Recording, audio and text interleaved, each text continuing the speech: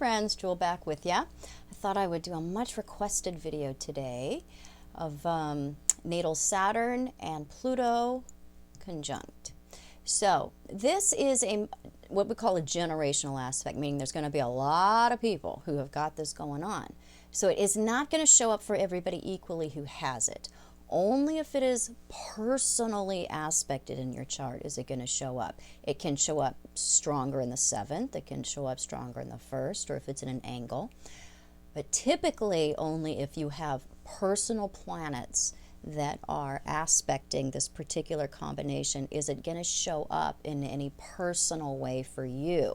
Otherwise, it's just going to show a background of ambition and strength, and you'll have sort of a watered down experience of what this explanation is going to sound like. So for some people this could sound very severe, and for others it's really going to resonate. So this aspect bestows incredible ambition, but also incredible resistance. We are consumed with mastering forms, processes, compulsions, addictions, and can really become the conscious governing authority in our own lives when we have this particular conjunction. There is a penetrating personal inquiry, and it can be a type of obsession with this particular aspect. They want to get to the bottom of things. They are very determined and driven to come to the truth about their limitations, the truth of what Saturn means, the truth of where their power comes from, the truth of what Pluto means, the truth of where forms come from. Saturn is the practical vehicle that we use to create forms. It's the practical vehicle that we put Jupiter into, which is our vision and our dreams, to create those. But forms are also the ultimate illusion that we create as well. Three-dimensional forms, the illusion of structure.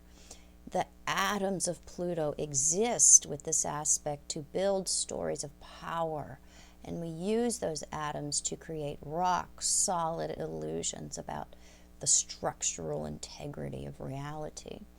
But since Pluto is transformation, we ultimately break out of these self-created structures. People with this particular aspect spiral down into deeper and deeper layers of insight because of the drive to destroy and transform, first build them, and then destroy and transform human created forms. So they build them, and then they see through them, and they will often destroy them. That's why this aspect is known as a self-destructive aspect. It's something that urges people to work hard. When they do Saturn, they go all in. They assume that they will succeed, and if something gets in their way, then there can be severe reactions. They can strike out. They could lash out harshly. Kind of like the syndrome with a teenager that gets sucked into video games for hours and hours, and then when you try to interact with them, they can lash out at you and it can be crabby or antisocial. It's kind of the same mechanism at work here. The crabby teenager's brain is coming off of a high that is supplied by the temporary video game addiction. So the symptoms of withdrawal are present in his interactions with others when you tear him away from his games. So when you try to redirect or tear someone with this conjunction away from their focus, and when they finally turn that focus elsewhere, there can be a process similar to withdrawal from really the adrenaline of pursuit or success, the things that they're building, the forms that they're creating in their lives. So they have a hard time responding kindly to the people around them. And this is more of a chronic problem rather than an intermittent problem in their lives. So the pursuit of forms is really the addiction here. Realizing that forms are not actually what makes us secure, because this issue has the creation of personal security through application and hard work wrapped up in it. But realizing that created forms are actually not what keep us secure is really the trick here. It's what they're creating is out of a sense of needing to build security. So what they're creating is coming from a place of insecurity. The motivation is insecurity. So the unconscious compulsion to take their lives into their own hands, to build their own structures, because they're afraid of uncertainty, can cause them then to see through those uncertainties to what is at the root of them. The inability to put their lives in the hands of the universe. So it's Saturn trying to take or circumvent the power of Pluto. The ultimate lesson is surrender with this particular conjunction, and this is a big one. If you can allow life to guide you, you will find the certainty that you are looking for. It is giving up your need to take life by your own reins and control it and build it into what you think specifically it should be, that you will fall into the security that you crave in giving up that need. This is an aspect that bestows a lot of outward resilience. There's a type of exoskeleton that develops with this particular conjunction. A tough outer structure, but a tender, vulnerable inner core. And we tend to not share or show that core with this particular conjunction. Coming to terms with how one does not control anything is so hard for people with this particular aspect. What you build up, the world could knock down, and it could knock it down tomorrow. And you know it. Put your hard work into working with life. Saturn must bend to Pluto. Saturn must become the disciple of Pluto.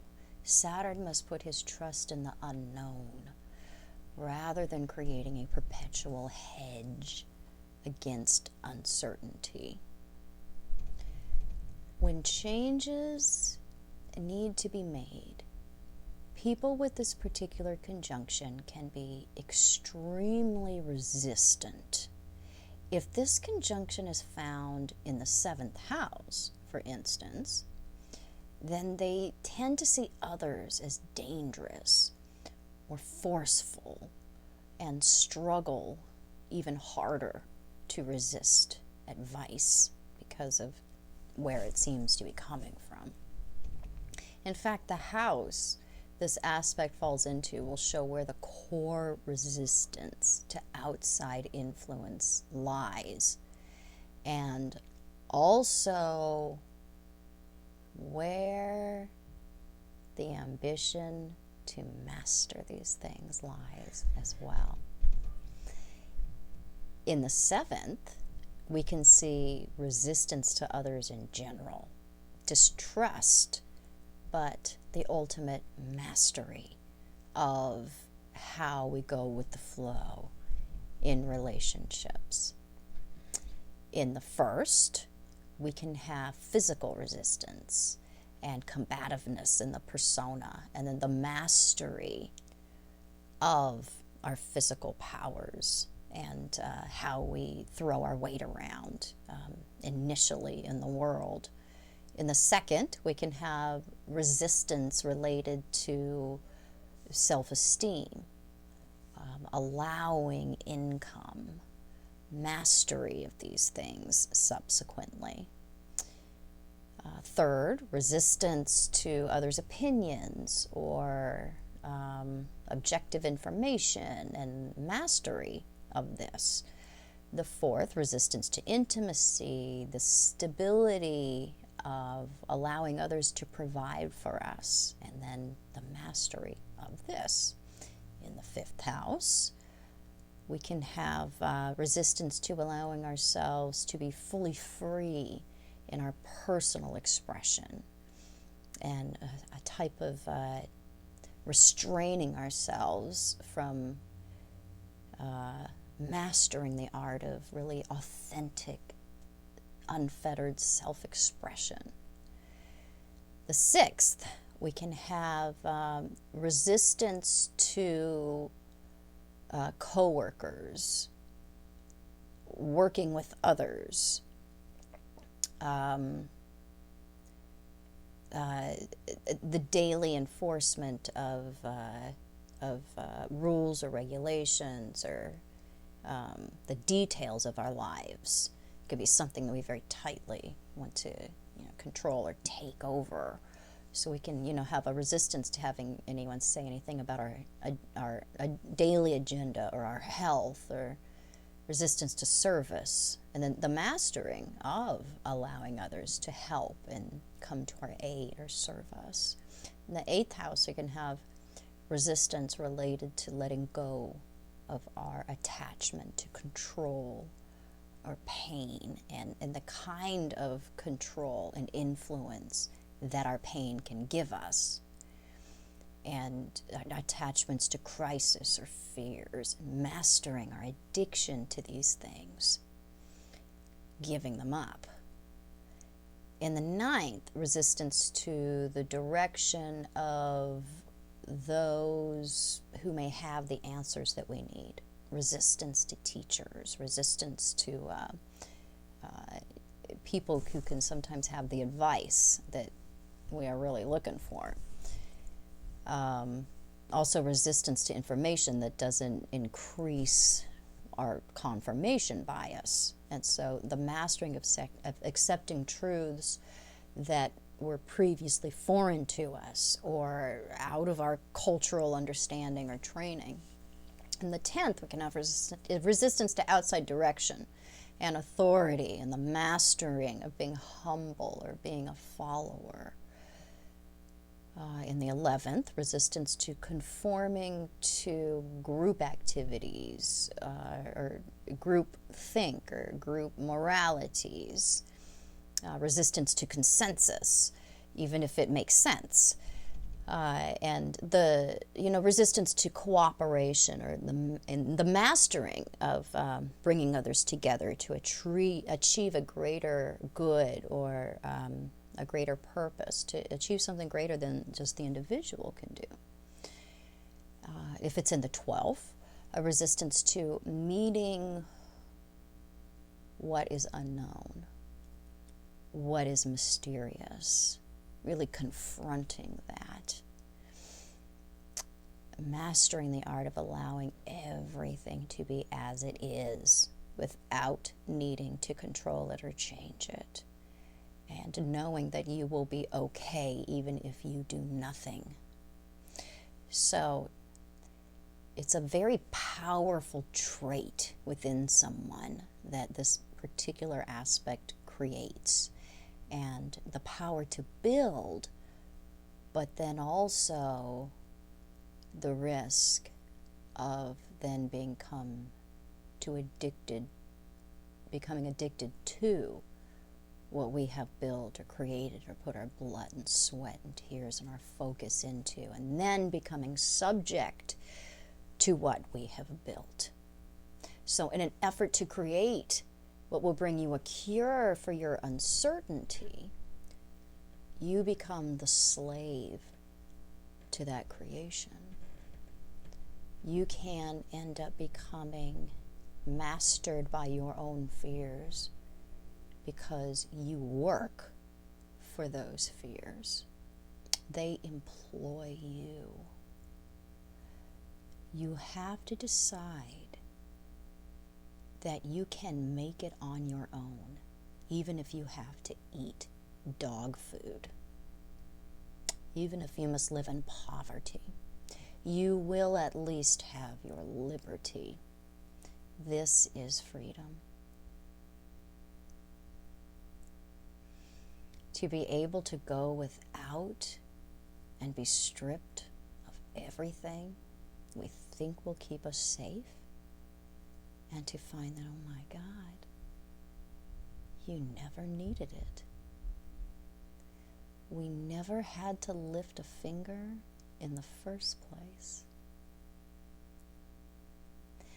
You can become the master of your own life, truly, but only if you give up your false power to create forms away to the agenda of life. People with this aspect rely too heavily on their own ability, their own ambition, and so are not reachable and often not teachable. To become teachable by the ebb and flow of life will give you the real powers you are trying to master superficially through working so single-mindedly. It's like how Luke Skywalker had to submit to Yoda's style in order to learn what would really lead him to become a master.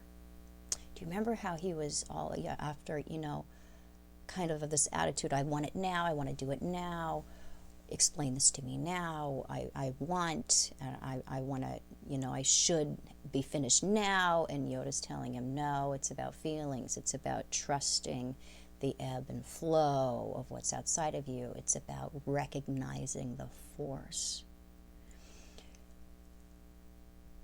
So to submit to life is to submit to the force. It is to submit to change. This will teach you how to master not only the creation of forms, but also the ability to remain the master of those forms through turning them over to the agenda of life. What you create, you must sacrifice to something deeper if you want to keep it. That's the deeper meaning of this aspect. So I hope this was helpful. If it was, please subscribe to my channel. You can find me on the internet at truthandaspectastrology.com, Facebook, Instagram, social media, other places at Truth and Aspect Astrology. Yes, I do private consultation. I'm mainly a relationship and intimacy astrologer, but I interpret all types of charts. And I will see you super soon. I better grab some tea because I am out of voice. And thanks for watching.